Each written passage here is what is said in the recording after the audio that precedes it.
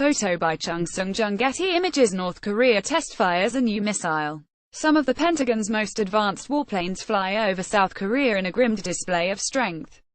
Seoul's new government nervously starts buying new weapons. And here at home, President Donald Trump bashes China for failing to press Pyongyang to rein in its nuclear program. It's been a scary few days in Washington's increasingly scary standoff with North Korea. Taken together, the events illustrate a vexing problem for Trump and key U.S. allies across Asia: how to keep tensions with Pyongyang from escalating out of control without turning a blind eye to North Korea's rapidly advancing nuclear and missile programs. The Trump administration's preferred strategy to stop or contain North Korea depends on persuading China to use its influence to get Pyongyang to change course. China is North Korea's biggest trading partner and routinely defends the country at the United Nations. Trump believes, correctly, that any deal with North Korea would require Chinese help. The problem is that China has given no indication that it's willing to take a harder line with Pyongyang, leading Trump to lash out on Twitter, and leaving the White House scrambling to figure out a new approach. It's very important to take a deep breath. The two sides aren't about to go to war, let alone start firing nuclear missiles at each other.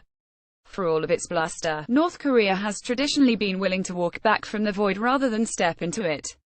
That doesn't change the fact that a dangerous situation has gotten even more precarious in recent days, and there's a reason why both sides are using military means to get their points across.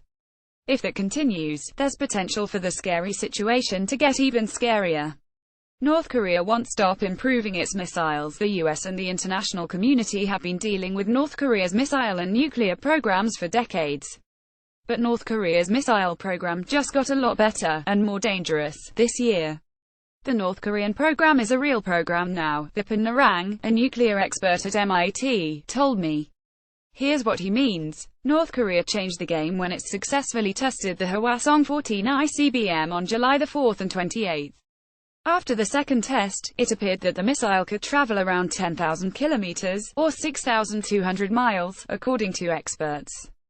That's enough to hit the U.S. homeland, and possibly even cities like Chicago, New York, or Washington, D.C.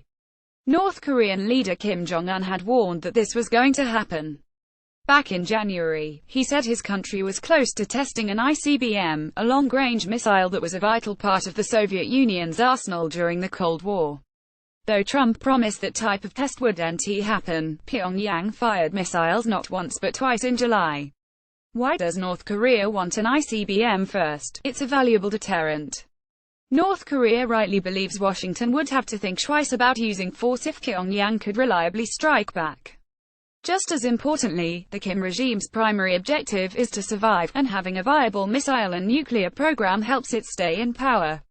The Kim family, which has been in power since Kim Il-sung took charge in 1948, has seen what happens to leaders who don't have nuclear weapons.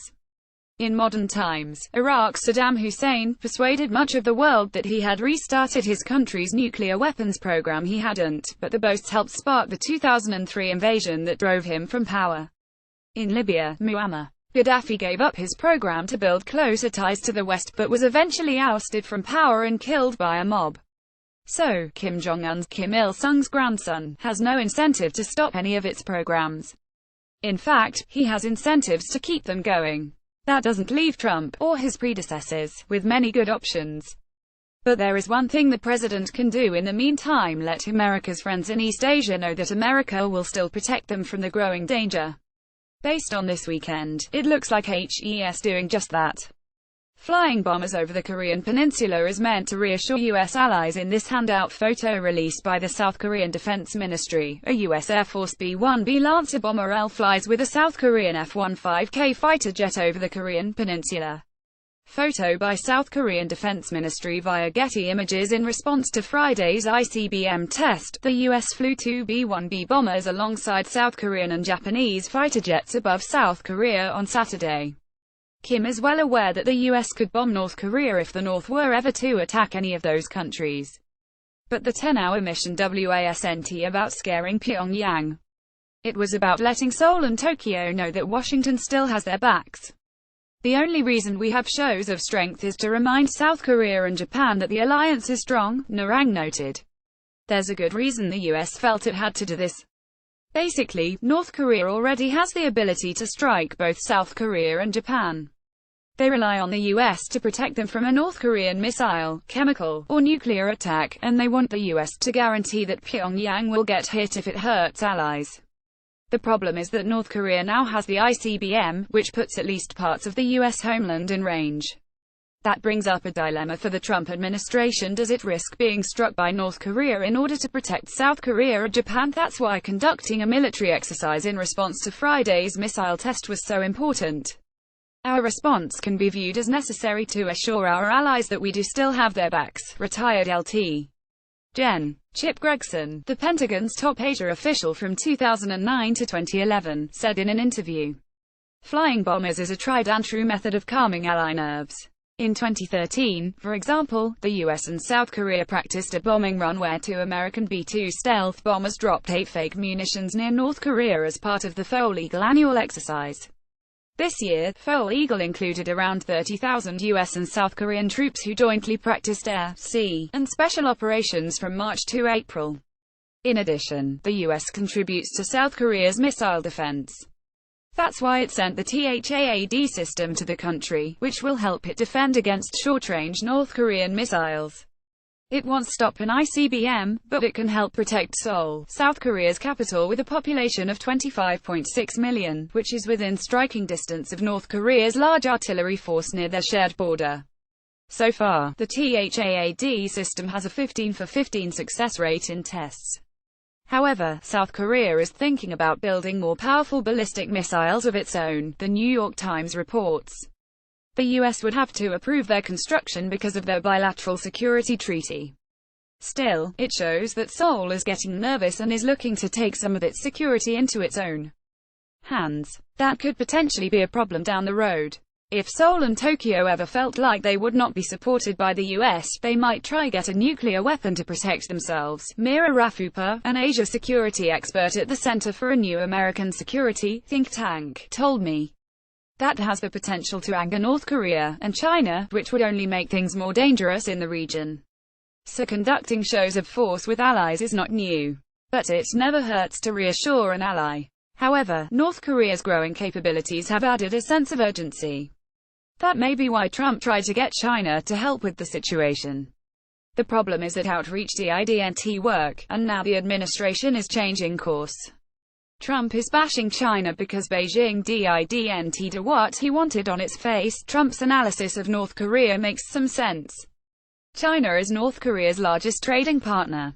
If Beijing squeezed Pyongyang by cutting off its main source of money, then maybe it would stop its programs or at a minimum come to the negotiating table. But Trump's theory was proven wrong, and it shouldn't have been a surprise. The US never had a chance to get Beijing to substitute America's national interest for its own, Rafupa said.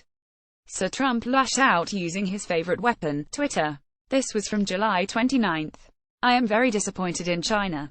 Our foolish past leaders have allowed them to make hundreds of billions of dollars a year in trade, yet, Donald J. Trump at Real Donald Trump July 29, 2017, they do nothing for us with North Korea, just talk. We will no longer allow this to continue.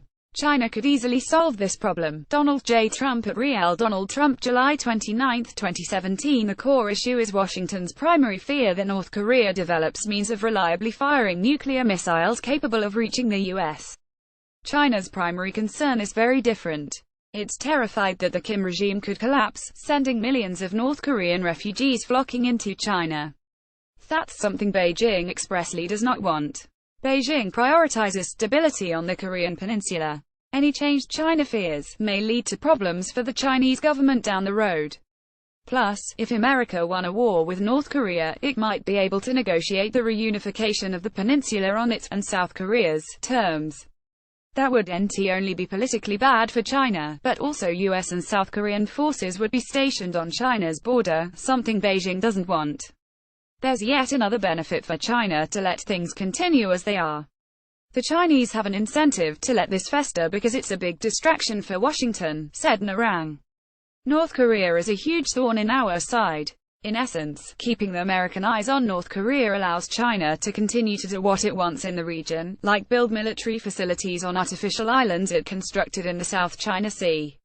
It's worth remembering through all of this that Trump thought China could easily solve the North Korean problem. Then, after a 10-minute conversation with Chinese leader Xi Jinping in April, he realized it was more complicated than he thought. Now Trump has changed his mind again and thinks China didn't do enough to stop North Korea. So the Trump administration slapped sanctions on China on June 29, as my Vox colleague Zishan Aleem noted at the time.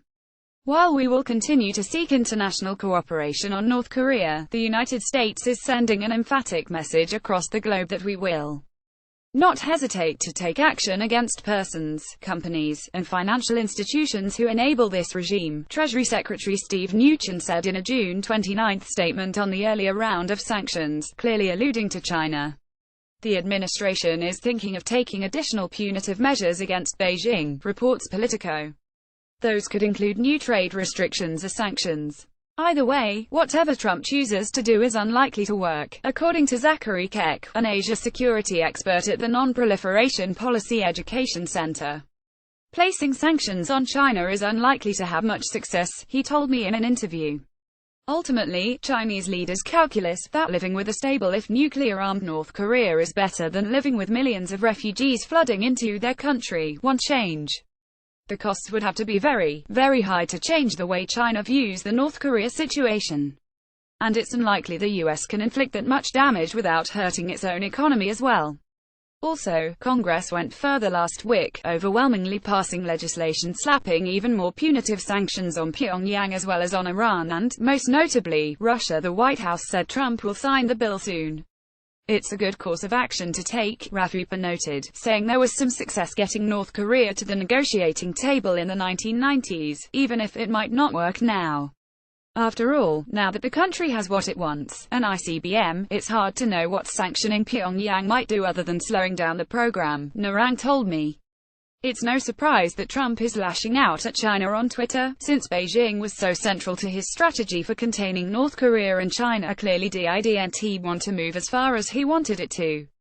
It remains to be seen if his next plan, squeezing China and North Korea simultaneously, works any better. There are no good options for Trump. It might seem that this weekend's events were particularly troubling. But the truth is the US and North Korea have been going at it like this for decades now. The question is, what can Trump do about it? Sadly, not much. Trump has three bad options.